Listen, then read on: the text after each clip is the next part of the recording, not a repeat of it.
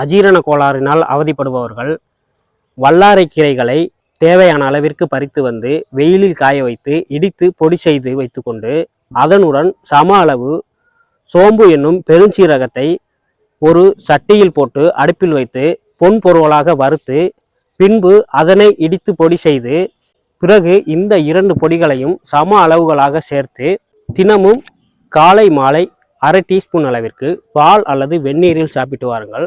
உங்களுக்கு அஜீரண கோளாறு மிக விரைவில் சரியாகும். நல்ல சீரண சக்தி கிடைக்கும். நல்ல பசி எடுக்கும். பசி இல்லாத சிறு குழந்தைகளுக்கு இந்த சூரணத்தை 1/4 டீஸ்பூன் அளவிற்கு தினமும் ஒரு வேளை மட்டும் தேனில் கலந்து கொடுத்து வாருங்கள். அவர்களுக்கும் நல்ல பசி எடுக்கும். உணவை ருசித்து உண்பார்கள்.